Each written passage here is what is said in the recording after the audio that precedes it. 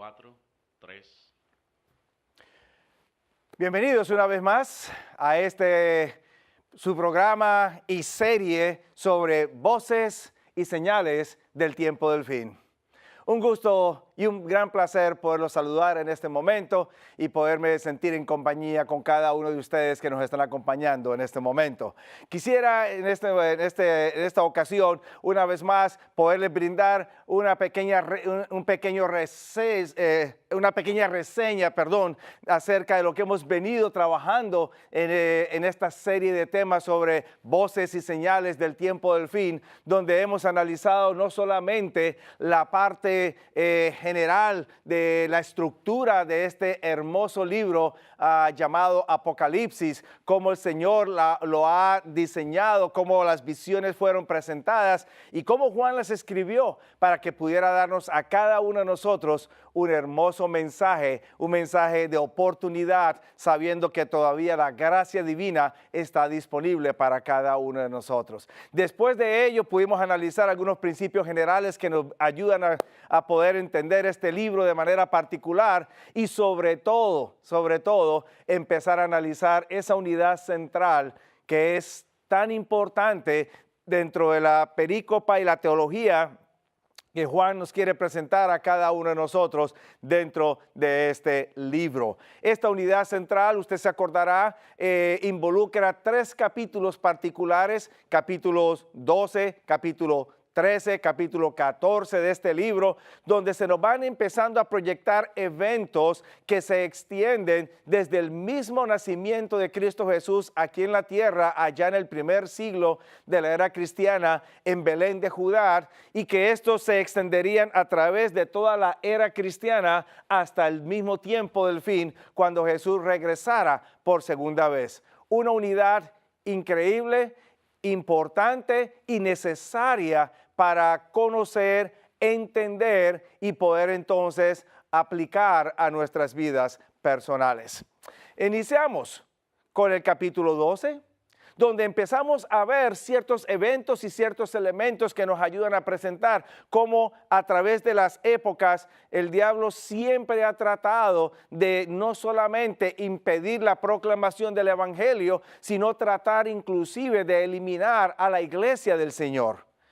Vimos en ese capítulo cómo la ley de Dios es un meollo central dentro de estos eventos que van a estar aconteciendo en este tiempo final.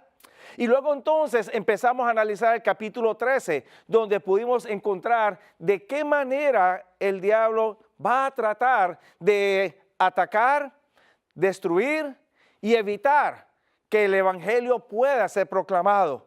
Utilizaría 2 instrumentos humanos. El primero surge durante la Edad Media y ese instrumento humano fue claramente identificado, como pudimos analizarlo, no solamente por los líderes cristianos de allá de la época que comenzaron este movimiento protestante en el año de 1500, época de la Edad Media Alta, y cómo ellos empezaron a identificar a este movimiento como un movimiento que no solo se oponía a los principios divinos, sino que a la misma vez desviaba al pueblo de Dios. Este poder recibe una herida de muerte. En otras palabras, su autoridad, su poder de poder dominar las conciencias y poder perseguir a aquellos que no estaban dispuestos a aceptar, fue prácticamente quitado.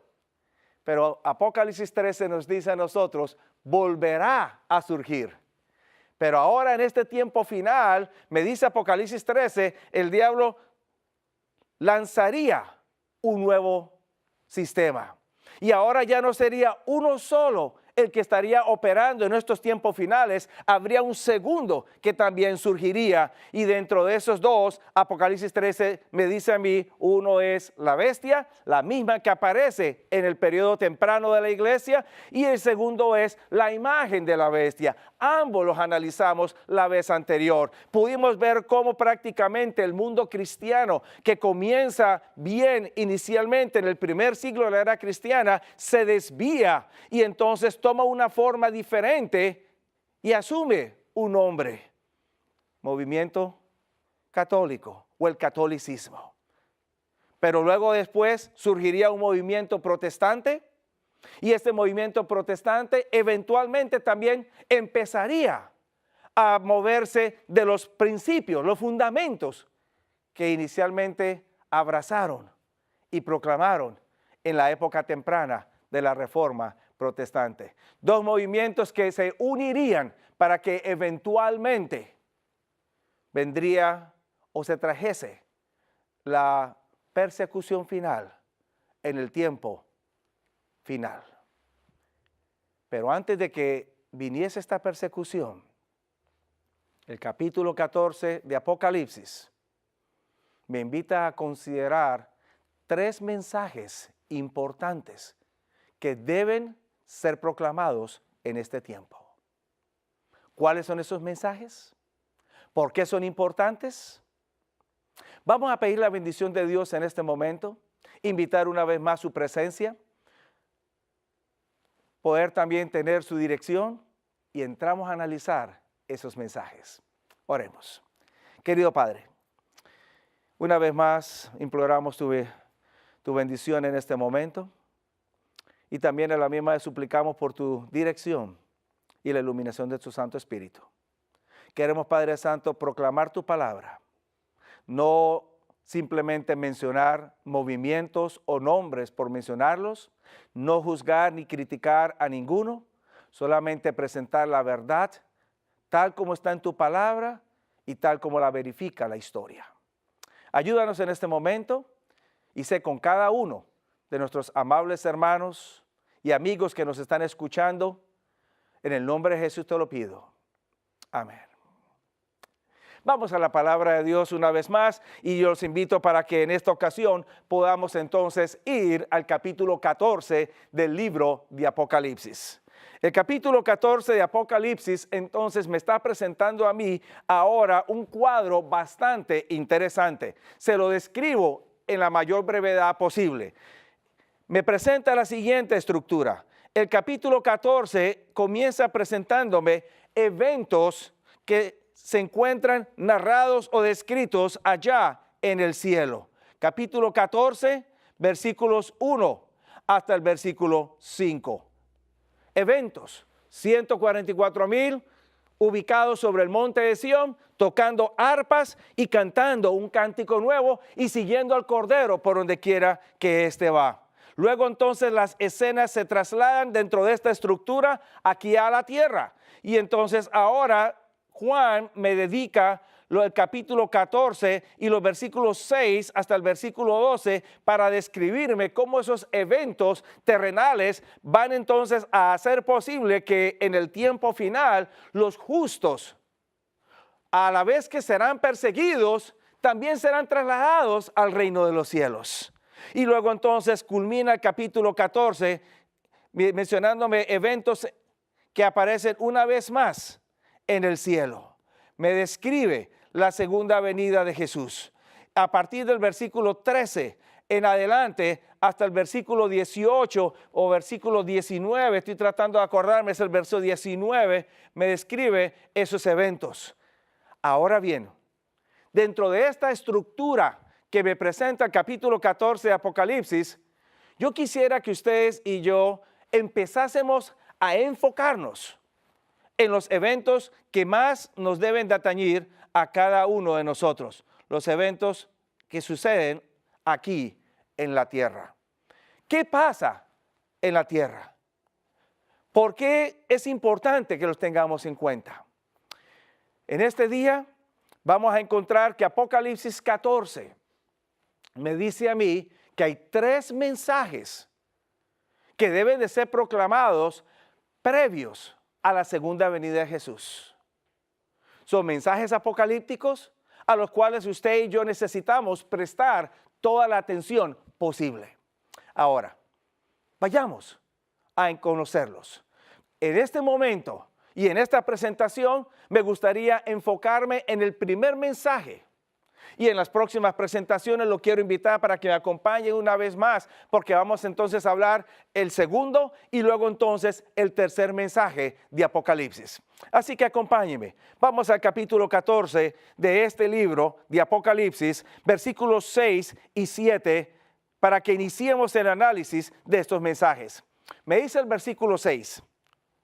Y vi otro ángel que volaba en medio del cielo, teniendo el evangelio eterno para ser proclamado o para ser predicado a todos los que habitan sobre la tierra, y sobre toda nación, y lengua, y tribu, y pueblo, diciendo en alta voz: temed a Dios y dadle honra o dadle gloria, porque la hora de su juicio es venida, y adorad al que hizo el cielo y la tierra y mar y las fuentes de las aguas. Qué interesante mensaje. Un mensaje bastante llamativo. Veamos en primer lugar por qué es importante que le prestemos atención a estos mensajes y luego entramos de lleno al primer mensaje. En el capítulo 14, versículo 6, me dice a mí la palabra del Señor que Juan ve a un ángel. Pero este ángel que él ve, lo ve volando sobre el medio del cielo. Ahora, este detalle es significativo. ¿Por qué razón? Porque usted va a encontrar que si este ángel está volando por en medio del cielo, me da a entender a mí entonces que este ángel tiene un mensaje cuya naturaleza es celestial. Si este ángel estuviera en la tierra o estuviera volando cerca de la tierra, posiblemente el mensaje sería terrenal y a lo mejor no había que prestarle tanta atención. Pero si el ángel es visto volar en medio del cielo, es porque el mensaje es de naturaleza celestial.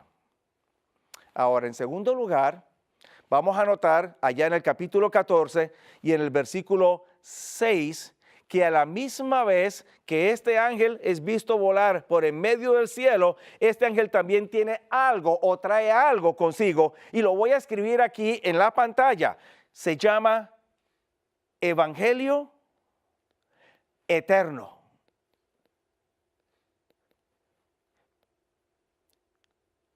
Y este Evangelio Eterno que ha de proclamar es muy significativo, y les explico por qué, mi querido amigo. Cuando usted lee toda la Escritura, usted va a encontrar que la palabra evangelio aparece muchas veces. De manera particular, en el Nuevo Testamento se repite una buena cantidad de ocasiones.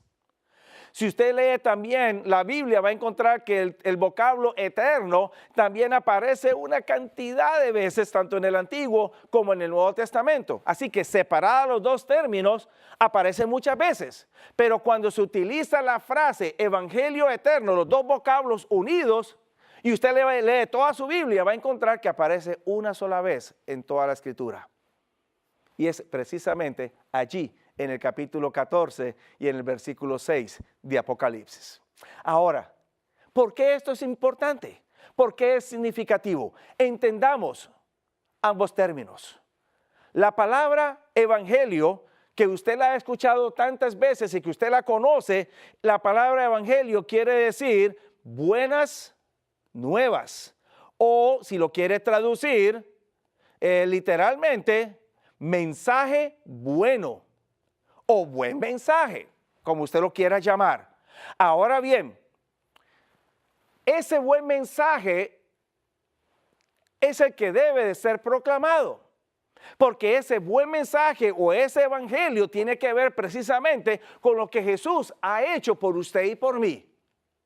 Tiene que ver con el plan de salvación y tiene que ver con su posibilidad y su esperanza de poder llegar al cielo pronto con la segunda venida de Jesús. El término eterno también es muy significativo. ¿Por qué razón? Porque el término eterno en el marco bíblico no solamente hace referencia a lo que ha de venir en el futuro, en la mayoría de los casos, las personas cuando hablan de eternidad, usualmente están pensando del tiempo presente hacia el futuro. Pero cuando usted va al marco bíblico, usted va a encontrar que el término eterno no solamente es algo que usted proyecta hacia el futuro, el término eterno también se aplica a algo que viene de atrás. En otras palabras, el término eterno involucra tanto el pasado como el presente y el futuro. Quiere decir entonces que estas buenas nuevas de salvación que el ángel está trayendo para proclamar son buenas nuevas que no solamente vienen para el futuro, sino que son buenas nuevas que se vienen proclamando desde el pasado. En otras palabras, le hago la siguiente gráfica, mi querido amigo. Cuando hablamos de la historia de la salvación prácticamente se encuentra dividida en dos partes. Y esa división es causada por la cruz del Calvario. La primera parte se encuentra denominada como Antiguo Testamento. La segunda parte se encuentra denominada Nuevo Testamento. El mensaje del Evangelio prácticamente se encuentra centrado en lo que Jesús hizo en la cruz del Calvario por usted y por mí. Sin embargo, este mensaje de salvación viene siendo proclamado desde el mismo inicio de la creación, cuando allá en el jardín del Edén, Adán y Eva fueron creados, pecaron y después entonces se instituyó el sistema de adoración a través del sacrificio del Cordero. Buenas nuevas que comienzan en el jardín del Edén. Y esas buenas nuevas apuntaban a la cruz del Calvario. Una vez que Jesús vino aquí a la tierra y Jesús muere en la cruz del Calvario, ya entonces no hay necesidad de sacrificio de cordero o sacrificio animal, porque tenemos la preciosa sangre de Jesús en la cruz del Calvario.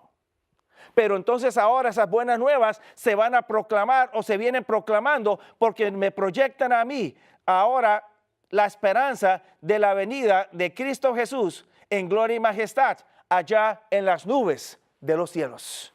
Y entonces es cuando tengo la esperanza de que pronto podré ser trasladado de esta tierra a una patria mejor. Ahora, mi querido amigo, estas buenas nuevas de salvación me dicen a mí que Dios siempre ha implementado el mismo método de salvación.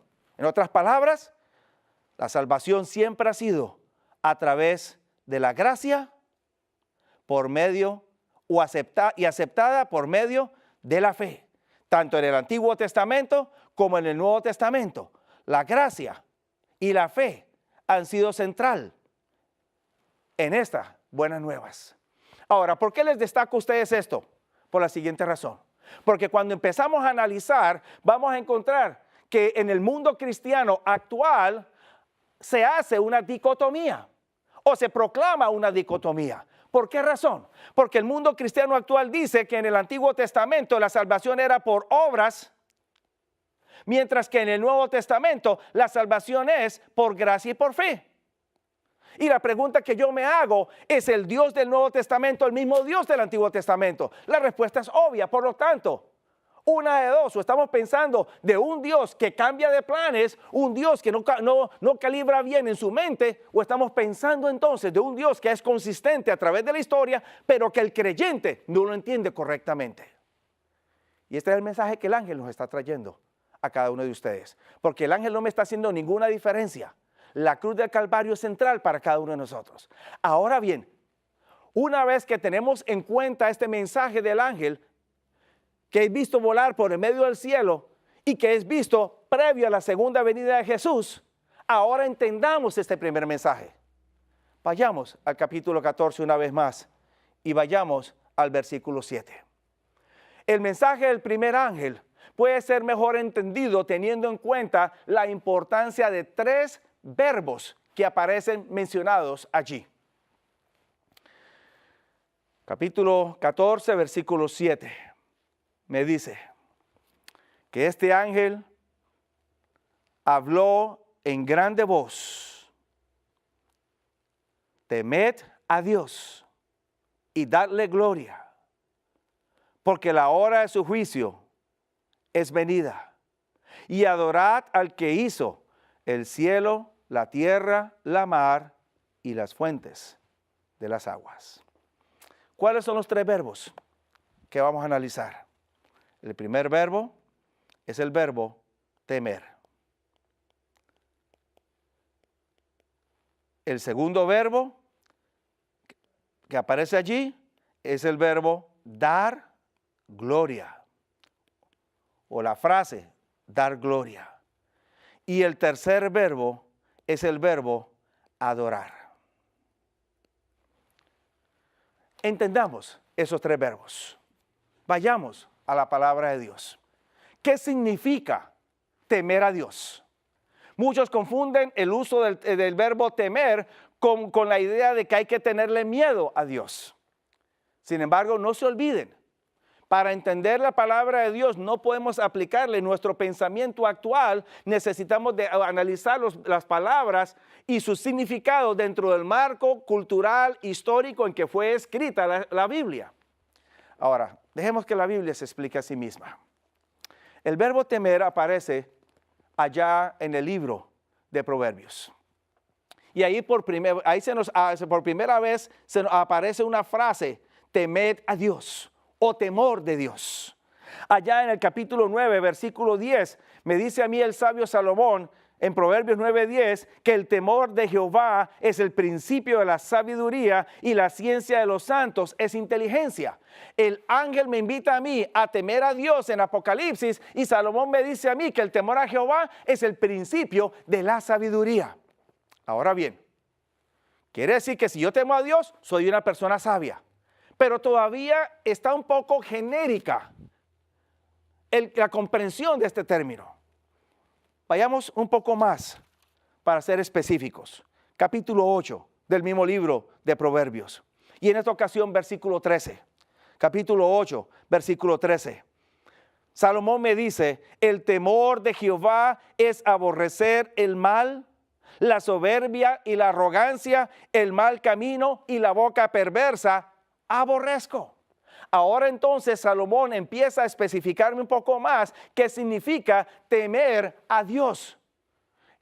Ser sabio quiere decir que yo voy a aborrecer el mal. Quiere decir que no voy a ser soberbio, no voy a ser arrogante y quiere decir que voy a cuidar mi boca. Ya empieza Salomón a ser más específico. O sea que mis actos tienen que ver con mi temor a Jehová. Pero ahora en forma más específica, allá en el libro de Eclesiastés, capítulo 12 y el versículo 13, Salomón me dice a mí ya, ¿de qué manera yo voy a cuidarme del mal camino? ¿De qué manera voy a cuidar mi boca y de qué manera voy a evitar ser arrogante, etcétera? Capítulo 12, versículo 13 me dice, el fin de todo el discurso oído es este. Note, teme a Dios y guarda sus mandamientos, porque esto es el todo del hombre. Ahora bien, ya tenemos más claro el panorama aquí en Apocalipsis. Así que cuando el ángel me dice a mí, temed a Dios, el ángel me está invitando a mí a considerar que necesito observar sus mandamientos, porque es la observancia de los mandamientos de Dios los que van a evitar que yo tome el mal camino, van a evitar que yo sea arrogante, van a evitar que sea perverso o que mi boca exprese cosas indebidas.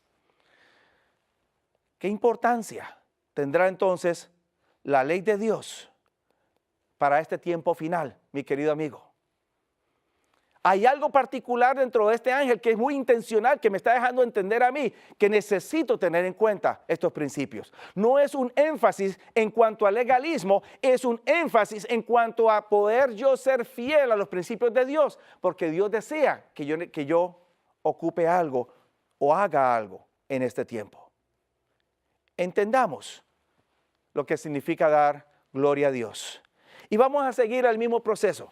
Recuerde, dentro de los principios generales que aprendimos, es importante notar el uso de las palabras y cómo estas palabras Juan las toma del Antiguo Testamento y otras porciones de la Biblia y entonces puede ayudarnos a entenderlas. dar gloria a Dios aparece ya en el Antiguo Testamento también, en el capítulo 33 del libro del Éxodo. En este capítulo usted va a encontrar que Moisés está en el monte Sinaí. Moisés está dialogando con Dios allá en el monte Sinaí. Y entonces dentro de ese diálogo me dice a mí la palabra de Dios en el capítulo 33, versículo 11, que Moisés hablaba con Dios cara a cara. Qué interesante y qué privilegio tan lindo, ¿verdad? Dentro de ese diálogo cara a cara que realizaba Moisés con Dios, me dice el capítulo 33, el versículo 18, que Moisés hace una solicitud a Dios. Ruégote que me muestres tu gloria. Ahora, ¿qué es lo que pide Moisés? Está pidiendo ver la gloria de Dios. Pero ¿qué es la gloria que él quiere ver? ¿Qué tipo de gloria quiere ver? La respuesta de Dios es en el verso 19, yo haré pasar todo mi bien delante de tu rostro, proclamaré el nombre de Jehová delante de ti, tendré misericordia del que tendré misericordia, seré clemente para con el que seré clemente. Y dijo, versículo 20, no podrás ver mi rostro, porque no me verá hombre y vivirá. Así que posiblemente ver la gloria para Moisés consistía en ver el rostro de Dios.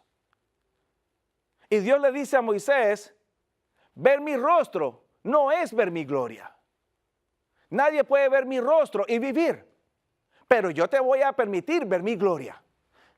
Y entonces, versículos 22 en adelante, Dios me dice que cuando pasare la gloria de Dios o cuando pasare mi gloria, yo te pondré en una hendidura de la peña, te cubriré con mi mano hasta que haya pasado, después apartaré mi mano, verás mis espaldas, mas no se verá mi rostro. Así que Dios le va a permitir ver la gloria. Pero note usted, pareciera como que Dios se está refiriendo a algo físico. Y después de que Dios pasa, me dice el capítulo 34, verso 6, que cuando Dios va pasando, Dios hace una proclamación. Y aquí es donde se encuentra reflejada la gloria de Dios. Pasando Jehová por delante de él, proclamó, Jehová, Jehová, fuerte, misericordioso, piadoso, tardo para la ira, grande en benignidad y verdad, que guarda la misericordia en millares, que perdona la iniquidad, la rebelión, el pecado, y que de ningún modo justificará al malvado, que visita la iniquidad de los padres sobre los hijos y sobre los hijos de los hijos, sobre los terceros y sobre los cuartos. ¿Qué significa ver la gloria de Dios entonces? Sí, mi querido amigo, usted lo está entendiendo correctamente. Ver la gloria de Dios no consiste en ver la parte física de Dios, aunque sería grandioso, sería lo más hermoso que uno pudiera tener, pero lo más importante no es ver algo físico, lo más importante es entender el carácter de Dios y poderlo también a la misma vez reflejar en nuestras vidas. Si yo entiendo que Jehová o Dios es misericordioso, piadoso, tardo para la ira, que es un Dios que perdona, entonces voy a tratar de reflejar eso en mi vida.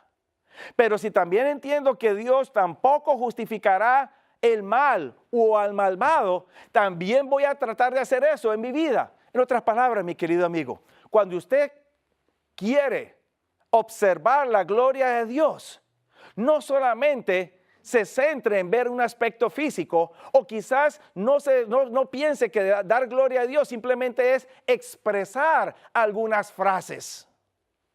Esas frases son buenas, gloria a Dios, aleluya, qué lindo, lindas frases, son muy significativas si las entendemos dentro de su marco bíblico. Pero ver la gloria de Dios o dar gloria a Dios es entender su carácter y poderlo reflejar en nuestras vidas. Ahora, noten ustedes cómo ese carácter de Dios se puede proyectar a través de dos fuentes. Si usted me acompaña rápidamente al libro de los Salmos, al Salmo 19. Salmo 19. Y vamos a leer el versículo 1 y el versículo 1 del Salmo 19. Esa gloria de Dios o ese carácter de Dios se encuentra reflejado a través de su obra de creación. Los cielos cuentan la gloria de Dios. y la expansión denuncia la obra de sus manos. ¿Usted quiere ver la gloria de Dios? Observe la creación de Dios. Si Dios no fuera misericordioso, no fuera benigno, tardo para la ira, ¿usted cree que todavía tuviéramos la tierra que tenemos? ¿O tuviéramos los paisajes que podemos observar, admirar? ¿O pudiéramos disfrutar de tantas otras hermosuras en esta tierra? No. Así que la gloria de Dios se encuentra proyectada y revelada a través de sus obras de creación. Pero ahora, note cómo usted necesita también tomar ese carácter de Dios y poderlo entonces reflejar en su vida diaria. Acompáñeme. Capítulo 5, Evangelio según San Mateo. San Mateo capítulo 5. Y vamos a leer versículo 13 en adelante. ¿Usted quiere darle gloria a Dios? Lea lo siguiente. Mateo 5, 13 en adelante. Versículo 13.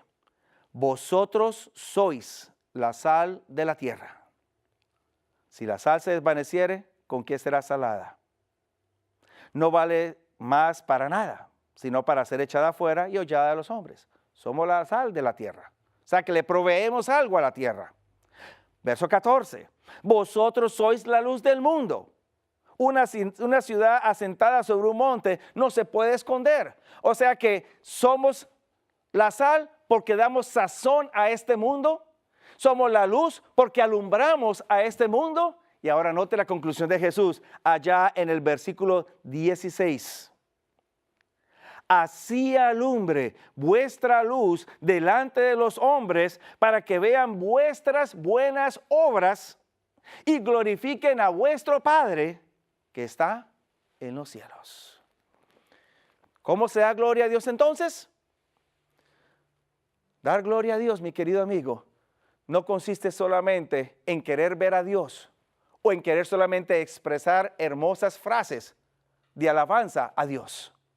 Ver la gloria de Dios, más bien, dar gloria a Dios, implica que en su vida usted va a reflejar a Dios, el carácter de Dios, para que los hombres que lo vean a usted puedan entonces glorificar a Dios, viéndolo a usted como una persona correcta, una persona que anda sirviendo y a la misma vez haciendo lo mismo que Jesús hizo sobre la tierra. Así que, mi querido amigo, mi querido hermano, cuando hablamos entonces de dar gloria a Dios, estamos hablando acerca de nuestros actos, cómo nuestro carácter refleja esos actos.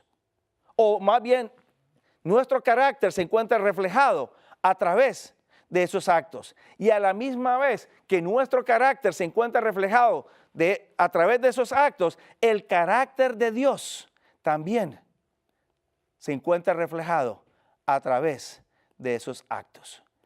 Ahora, pauso brevemente.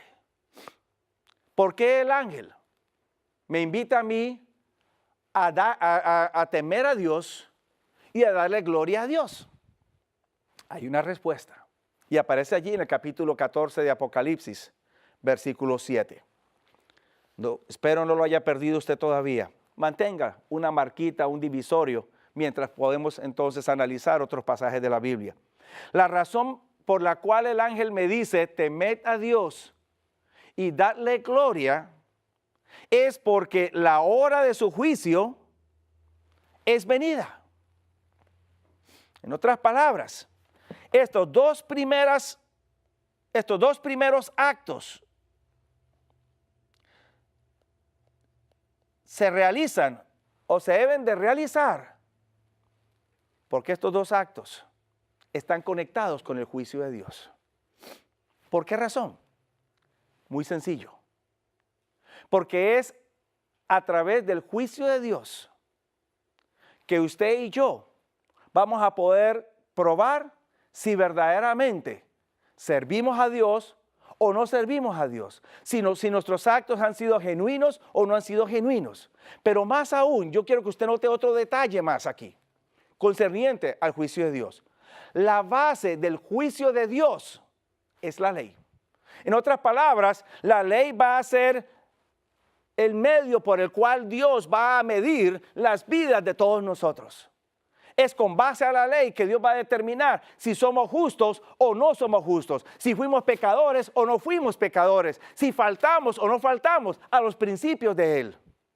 Ahora sí, mi querido amigo, esto entonces me lleva a mí a entender que mientras yo acepto, creo y proclamo que la salvación es por la gracia del Señor Jesús y la acepto por la fe, también necesito entender que el juicio es por obras. Las obras que yo haga al obedecer la ley de Dios y a la misma vez manifestar el carácter de mi Padre que está en los cielos. Importante. Por eso es que el ángel hace tanto énfasis. Y por eso es que Dios hace tanto énfasis. Porque cuando llega a usted y le dicen, la ley no hay que guardarla más, la ley fue clavada en la cruz del Calvario y no hay que hacer más caso a la ley, entonces cuando usted se enfrente al juicio de Dios, ¿cómo va a quedar? Porque el juicio de Dios no es por gracia. Por gracia la salvación. Pero el juicio es por obras, es por la ley. Lo ilustro de la siguiente manera.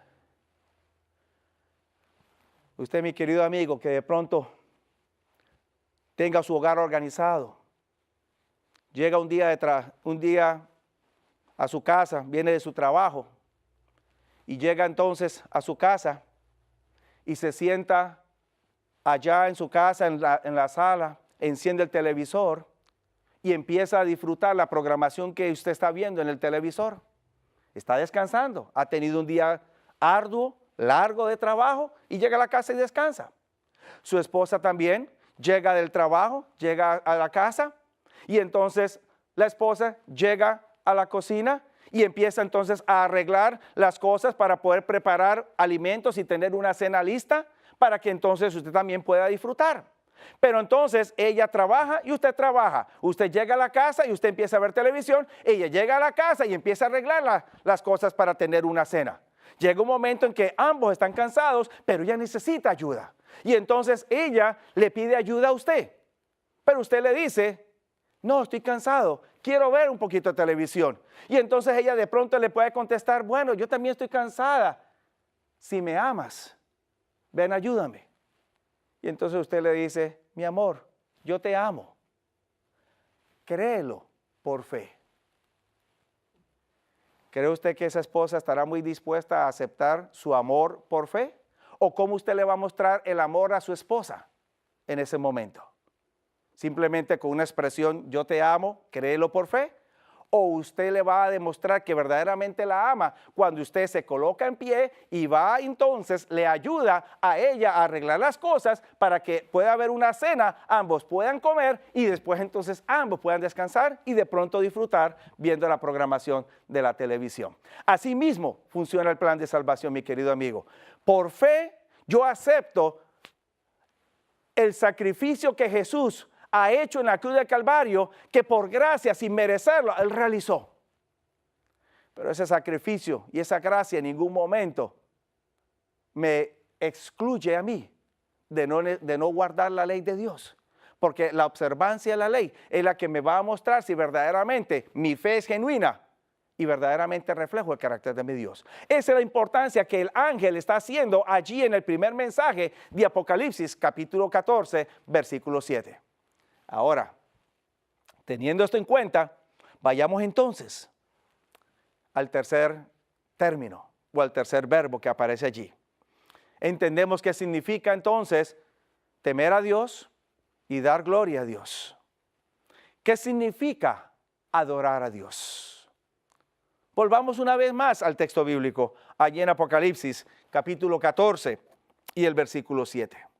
Hacia el final del texto, el ángel me dice, y adorad al que hizo el cielo, la tierra, la mar y las fuentes de las aguas. Qué interesante. El ángel pudo haber dicho, adorad al Creador. Hubiera sido más corto, más sencillo. Y quizás en forma jocosa le diría, se ahorraría un poquito de saliva al ángel. Pero en lugar de expresar que hay que adorar al Creador, el ángel empieza a describir al Creador a través de un lenguaje que es bastante significativo.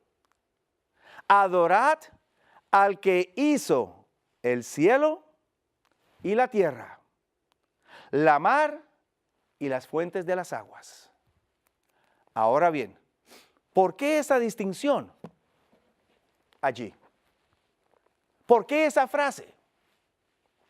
Empecemos a entender.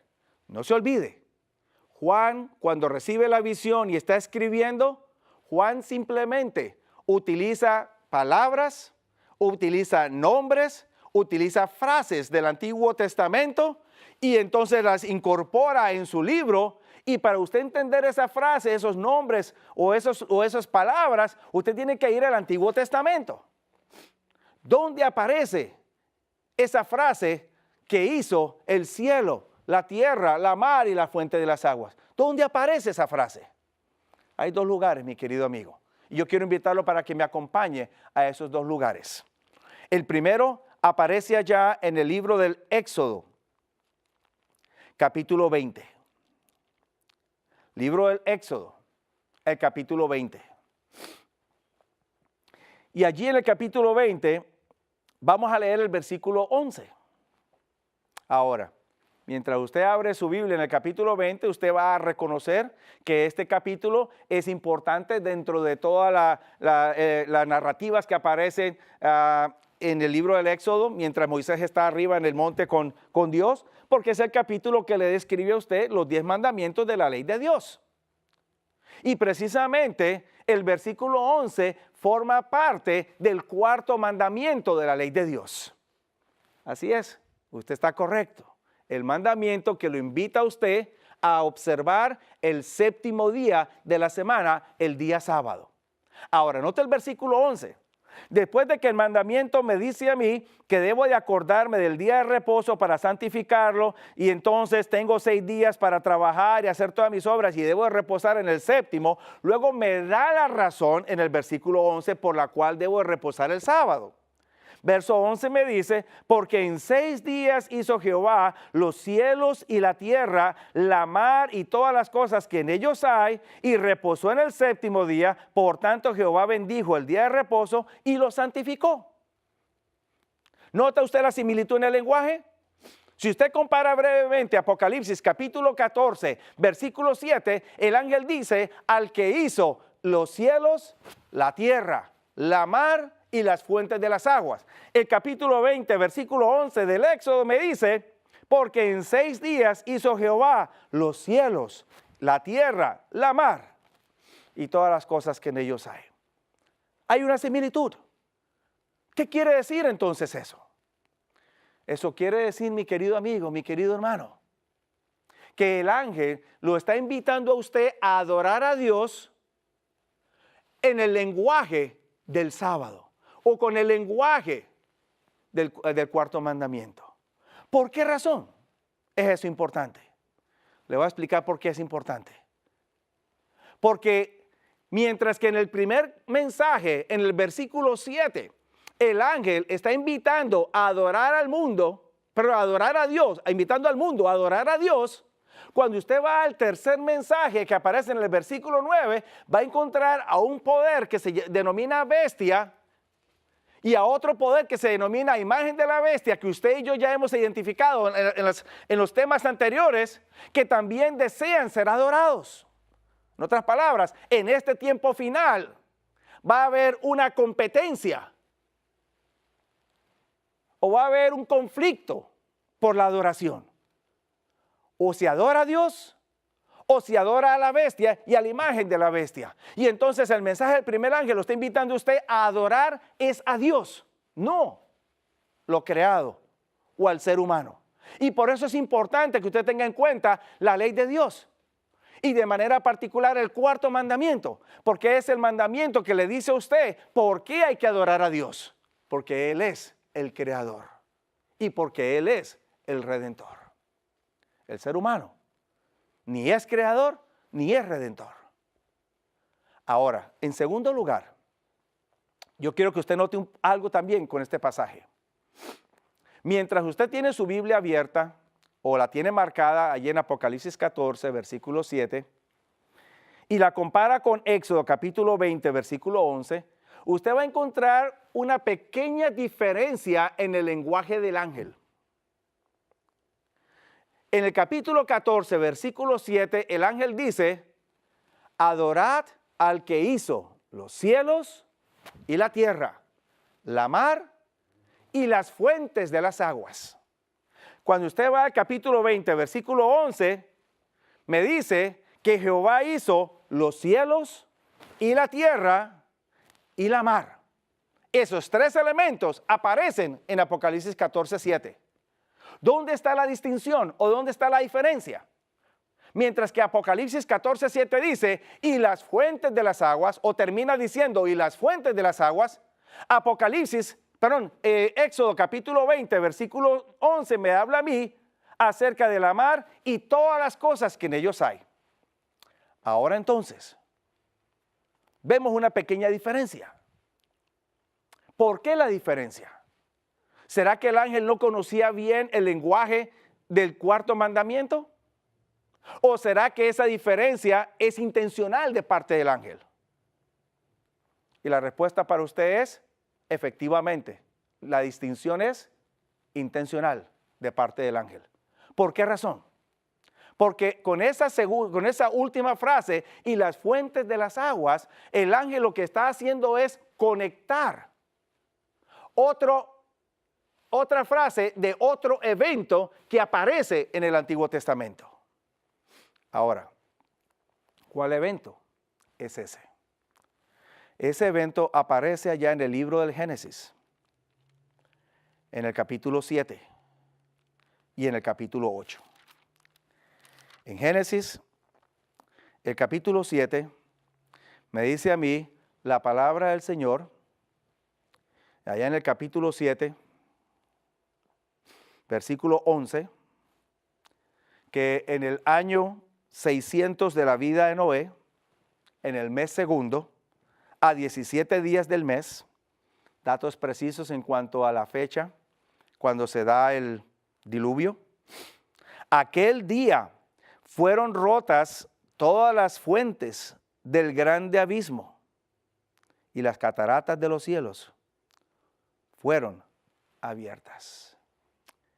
Una mejor traducción pudiera decir, fueron rotas las fuentes de las aguas del gran abismo. Esta misma frase vuelve otra vez a reaparecer en el capítulo 8 y en el versículo 2.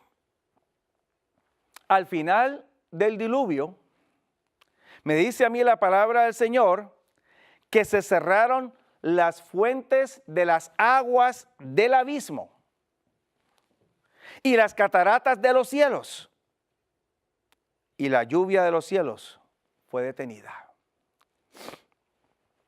Ahora bien, comparemos por un momento. En Apocalipsis capítulo 14, versículo 7, el ángel está conectando dos eventos con esa frase. Conecta el cuarto mandamiento de Dios o utiliza el lenguaje del cuarto mandamiento de la ley de Dios el día sábado con el diluvio. Y la pregunta que surge es, ¿por qué hace esa conexión? Y la respuesta es la siguiente, mi querido amigo. Cuando usted analiza la historia del diluvio, ¿por qué vino el diluvio? El capítulo 6 del libro del Génesis me dice a mí que el diluvio vino porque no solamente hubo una mezcla de razas, los hijos de Dios con las hijas de los hombres, pero también la palabra de Dios me dice a mí que esta mezcla trajo resultados bastante nefastos. Porque Dios inclusive en el capítulo 6, versículo 3 de Génesis, me dice que Él ya no contendería más con el hombre.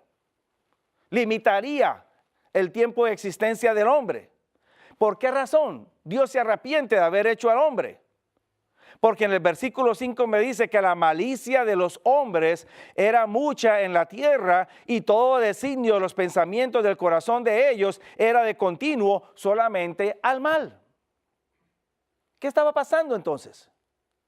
Número uno, eso muestra que la raza humana antediluviana no estaba temiendo a Dios. En otras palabras, no guardaba los mandamientos de Dios. En otras palabras, era arrogante, andaba por mal camino y la boca de ellos era perversa. En segundo lugar, eso muestra que la raza antediluviana no le daba gloria a Dios, porque sus actos, en lugar de glorificar a Dios y de llevar a otros a glorificar a Dios, antes rebajaban a la gente a cosas terrenales y a desviarse de los caminos de Dios. La combinación que hace el ángel allí es ayudándonos a entender o ilustrándolos que para poder verdaderamente adorar a Dios, usted necesita tener en cuenta los dos primeros verbos. Temer a Dios, que está conectado con la ley de Dios, y dar gloria a Dios, que tiene que ver con sus obras, reflejando el carácter de Dios a través de sus obras. Eso quiere decir entonces lo siguiente. Como resultado de los designios del hombre en el tiempo antediluviano, y usted puede seguir leyendo el capítulo 6, hubo violencia y otras cosas más. Dios trajo juicio sobre el mundo antediluviano.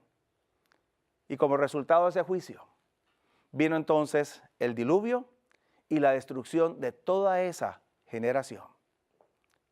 A pesar de la proclamación que Noé hizo en aquella época, y por 120 años Noé estuvo por precepto y ejemplo, hablando de lo que iba a venir. Solamente Noé y su familia, 8 en total, aceptaron el mensaje e ingresaron al arca. El ángel me está diciendo que en el tiempo final, si yo no acepto colocar mi vida en armonía con los principios de Dios, llegará el momento en que esta raza humana que va a existir previa a la segunda venida de Jesús, volverá a reflejar lo mismo que sucedió en los tiempos de Noé.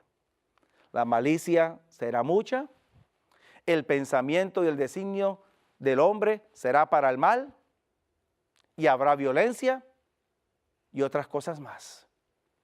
Y obviamente, al leer usted la prensa y escuchar las noticias, usted estará viendo que eso ya está ocurriendo.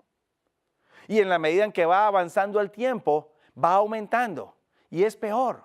Y los hombres tratan de colocar más leyes y tratan de realizar otras cosas más para tratar de reducir, pero entre más hacen, menos pueden lograr mejorar la situación. Mi querido amigo, querido hermano, este mensaje del primer ángel lo invita a usted a que reanude una vez más su relación con Cristo. La misma relación que tuvieron nuestros primeros padres, Adán y Eva, con Dios en el jardín del Edén, y que fue afectada por la desobediencia y la violación de los principios de Dios. Esa misma relación, Dios desea que usted hoy vuelva a entablar, para que entonces no refleje las violaciones que el hombre ha hecho a través de la historia. Comparto con usted un detalle más acerca de este mensaje. Porque en el versículo 7 me dice a mí la palabra de Dios que el mensaje de este ángel es dado en voz alta. Temer a Dios, darle gloria y adorar al Creador. Yo quiero ahora hablarle un poquito a usted del término adorar al Creador, porque este término reaparece otra vez en el versículo 9, pero ya no en conexión con Dios, sino en conexión con otras dos entidades. Este verbo adorar, que es presentado en el contexto del sábado, el cuarto mandamiento de la ley de Dios, es importante tener en cuenta. ¿Qué significa este verbo? ¿O qué significa el acto o el entendimiento de adorar a Dios? El verbo adorar que usted lee en el Nuevo Testamento viene de este verbo en el idioma original. Y se lo escribo. Proskuneo. Un verbo muy interesante. Porque nos presenta a dos palabras que están conectadas para dar un mayor o más amplio significado. Esta palabra se compone de dos y las estoy subdividiendo con el uso de la línea, las lineecitas o los punticos. Pros es la preposición que indica que usted está andando en una dirección hacia el frente. No sé si se pudiera quedar bien traducida hacia, como dando a entender que usted está moviéndose hacia el frente o en dirección hacia el frente. Y el verbo kuneo, que significa besar.